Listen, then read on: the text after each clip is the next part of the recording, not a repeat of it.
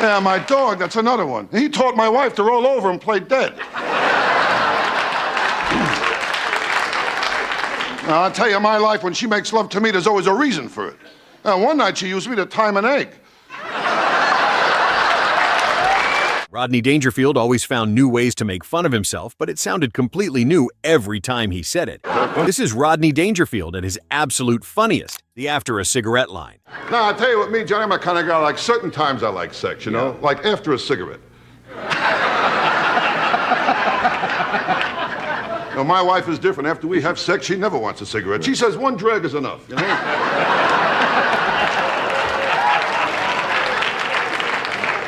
My wife, she can't do nothing right. I always have trouble with my wife. You can't do nothing right, Johnny. Too bad. I mean, I took her to the ballet. She forgot the sandwiches. No style. Yeah, well, what are you gonna do?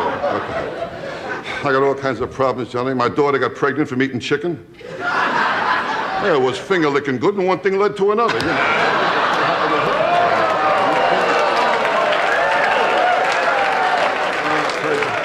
Now, the way kids carry on today, it's awful, Johnny, awful. In fact, I was talking to my friend, the doctor, Dr. Vinny Boombachi. How is it? Oh, He's fine.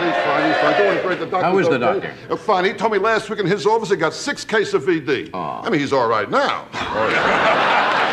Rodney starts off with a typical intercourse joke, but no one, including Johnny Carson, expected the punchline at the end. Thank God my wife cheats on me joke. Pretty, not pretty. No, I got a couple of kids. They're not ugly, though. I'll tell you, I got good-looking kids. Good kids, You remember my kids in Vegas? Remember that, Jimmy? right. Good-looking kids. Yes, Oh, thank God my wife cheats on me, you know? I'll tell you. I'll tell you the trouble. I'm sorry. No, go ahead. Oh, yeah? I'll tell you the trouble, kids. They play around too young today, kids. That's the problem. Think so? Oh, they play around very young. Yeah. Well, today they got birth control pills shaped like Fred Flintstone, you know. I didn't know that. Hey, you talk to some people afraid to have sex. They're scared, you know. Ooh, the first time I had sex, I was scared. Ooh, was I scared? I was all alone.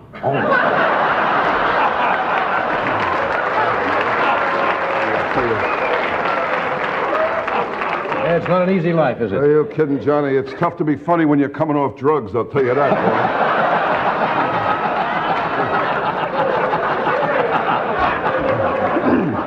boy. He twists an obvious insult into something that sounds like real gratitude, tying her infidelity to a benefit that makes the reversal land as an actual joke rather than pure shock. Dangerfield's bad daughter. Well, I mean, nothing comes easy. Well, the other night I went to kiss my daughter goodnight. She told me she had a headache.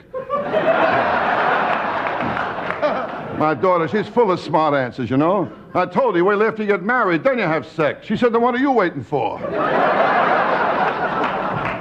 I tell you what, my look, since my kid girls never went for me, you know. I was making love to one girl. She started to cry. I said to her, you'll hate yourself in the morning. She said, no, I hate myself now. You kid, I know I'm ugly. I stuck my head out the window, got arrested for mooning.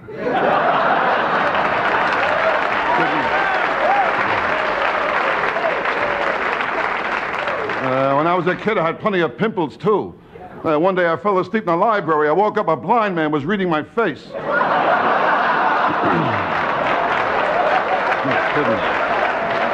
Rodney describes one incident of misbehavior rather than a vague complaint about her attitude, letting the audience picture the exact scene before the punchline arrives. Girls he meets keep asking him for money. I'm still looking for love. Love, deep love I'm looking Big for. problem, You know? I meet the wrong girls. Girls, I meet them like a father figure. They keep asking me for money.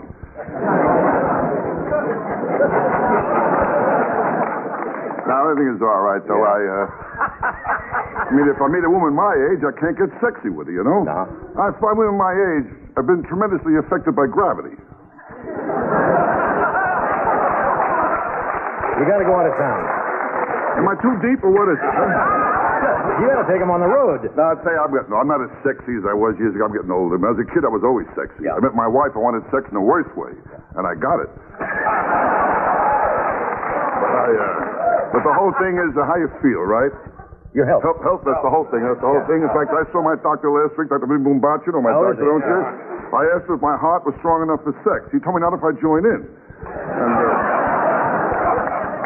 no laugh, just cute stuff. That's all I do. You know what I mean? And, That's right. He lists a quick pattern of repeated requests rather than one isolated incident, turning what should sound flattering into further evidence of his documented bad luck with women. Lifeguard who refused to help him drowning. One time I was drowning. I was yelling, help, help. The lifeguard came over and said, all right, keep it down, keep it down. I don't know, I tell you, sometimes I think back, I remember things when I was a kid, it was the same way. I got no respect. One time, my old man, he took me to a carnival. We went to see the freaks. The owner looked at me. He told my old man, get the kid out. He's distracting from the show. And the trouble with me is I'm too easygoing. I got a couple of kids. I'm nice to them. They got smart answers, too. Last time a kid had a birthday, I took him to Coney Island, I asked him if he wanted to go to the crazy house. He told me to save my money. We'll be home soon. A lifeguard's refusal to help him drowning, delivered with the exact same flat tone he'd use for any smaller indignity, lets the mismatch between real danger and casual delivery generate the whole laugh, thinking of things to do when he bends down to tie his shoes. Well, to me, everything is important, Johnny. Yeah. You know that. Sure, health is what is... Because I'm getting old. Well, when I bend down to tie my shoes, I try to think of other things to do while I'm down there.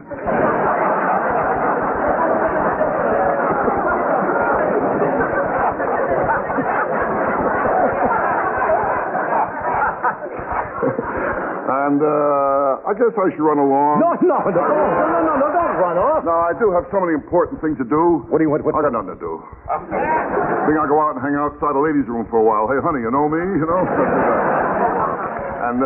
well, I have to be in Chicago at February 26th and Saturday night there. I'm working the Auditorium Theater, so I should run along, I guess. Yeah. And that's 2 weeks away, though. That's right. Maybe I won't make all the lights. How are you going to... That's right.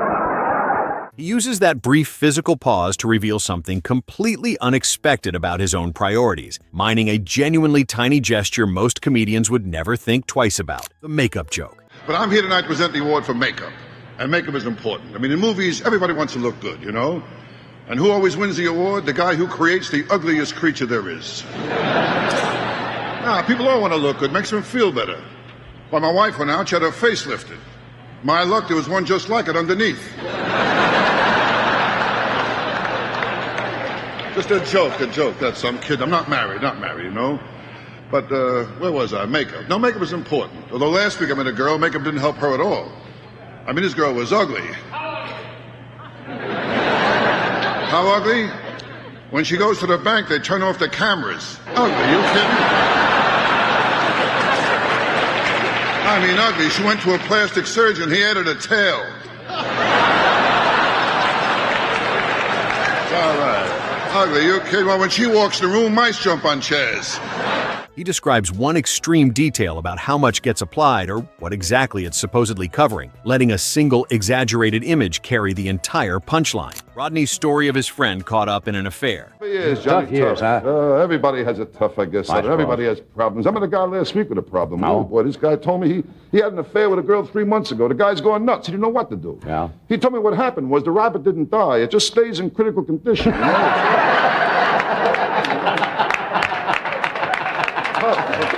People have problems all over the Problems place. all over. But I told you before, and I'm going to tell you again, Johnny, Yeah. health is... Health is, the as whole I thing said. is health. You got to take care of As long it. as you have your health. Take care of it. You got to think young, hobbies, interests. You got to think young. Right. I try to think young all the time. Do You know you? what I mean? Always do that. Can I have a cigarette, too? Certainly. It's not good for your health, though. So I got a crazy doctor told me to keep smoking if I want to stop chewing gum. So what do I care?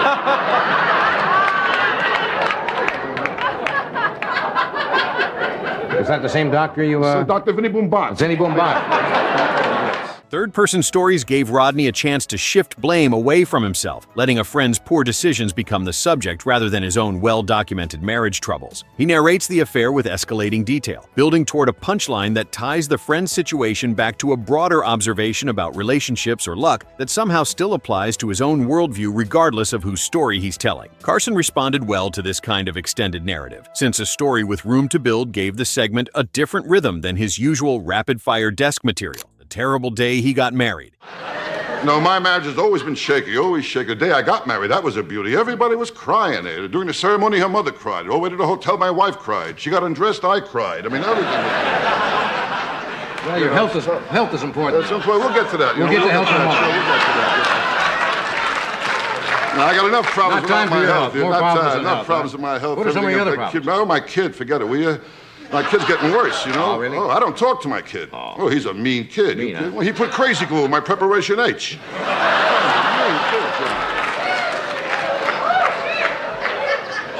My daughter, she's no bargain either, you know. In public school, she was voted most likely to conceive. Wedding material gave Rodney a chance to undercut one of life's supposedly happiest occasions, flipping the expected sentiment before the audience has time to settle into anything resembling genuine warmth. He lists a specific detail that went wrong rather than a vague statement about the day being bad, letting the audience picture the exact moment things soured. Carson's reaction confirmed that even the most sentimental day imaginable couldn't escape getting folded into the same no-respect persona that powered everything else in his act. His wife asked him for $20. I told my wife, let's make love like the old days. She asked me for $20. Where'd you meet your wife? Where'd you meet your wife? At a bus stop. Really? I'm not married, you know. I didn't know that. I was married. And it was one of those things, my wife said I do, but not with him. And, Did you have any happy moments at all? any happy moments? That's what I said. Once in 1958. I have a new problem, how to get off. $20 offers a modest and relatable sum that makes whatever follows feel grounded rather than exaggerated, and he reveals a specific detail about what happened after the request that turns a simple ask into a small, complete story about their financial dynamic. That specificity, an exact number rather than a vague mention of money, was always part of what made his marriage material feel concrete instead of generic. Carson noted that even the smallest domestic exchange in Rodney's world could become the seed for a fully formed joke. The wild guy Rodney met from Texas, who owns a ranch. But you meet all kinds of people. Met a guy in Vegas last week. I was working there. A wild guy from Texas, you know. Wow. Yeah, he has a big ranch down there. Mm-hmm. He told me in his ranch he has 60 hands working there. 60. All on him. Ooh, he's a wild guy. Yes. That's the gay ranchero, I guess, huh? That's right. You're all right, you know thank that? You. Yeah, you're all right. It's a living, I show up. It's a living, you show up. There's nothing planned. Yeah, and but sometimes I meet people, they act too classy, you know what I mean? Classy people, Yeah. huh? Like a lot of women, sometimes they act so classy. Like a woman has to go to the bathroom. She never says, I'm going to the bathroom. She's not going to powder my nose, you know. I mean, if that's where her nose is, she's in a lot of trouble. You know? Yeah. A lot of strange people out there. Yeah, strange people. I met a guy last week with a problem, though. Strange guy? This guy he told me he had an affair with a girl 3 months ago. He's going nuts. He didn't know what to do. He told me what happened was the rabbit didn't die. It just stays in critical condition, you know. Regional characters gave Rodney a chance to build a story around someone else's larger-than-life persona, and a wild Texan ranch owner offers exactly the kind of exaggerated figure that suited his storytelling style whenever he stepped outside his usual domestic material. He describes specific behavior, or a specific claim from this rancher, using concrete detail to sell the character rather than a vague statement about Texans being generally different from everyone else. That kind of specificity let the audience picture the exact person being described, making the story considerably more vivid than a general regional stereotype would have allowed on its own. Dangerfield's evil son. I mean, I tell you, my house, I can never relax. I got a kid home, he's getting worse. I got a real mean kid, you know. Well, he scotch tapes worms to the sidewalk, then watches the birds get hernias. That kid, you kidding? Now, my neighborhood, that's getting worse, too. I live in a tough neighborhood, you know. My neighborhood, you see guys bowling overhand.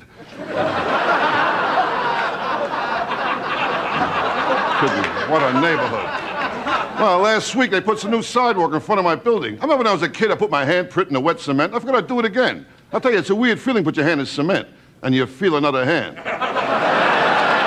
Framing his son as evil rather than simply difficult pushes Rodney's usual parenting complaints into more exaggerated, almost cartoonish territory than a typical bad behavior joke would occupy. He lists a specific action to justify the label, since concrete detail always sharpened his family material more than a vague statement about having a difficult child at home. That kind of escalation, using a word as extreme as evil for ordinary childhood misbehavior, fits his broader pattern of taking mundane domestic frustrations and stretching them into something genuinely absurd. The cop who wouldn't help him find his parents. The time I was lost on the beach and a cop helped me look for my parents. I said to the cop, you think we'll find them? He said, I don't know, kid, there's so many places they could hide. My old man, he didn't help either. The time I was kidnapped, they sent back a piece of my finger. He said he wanted more proof.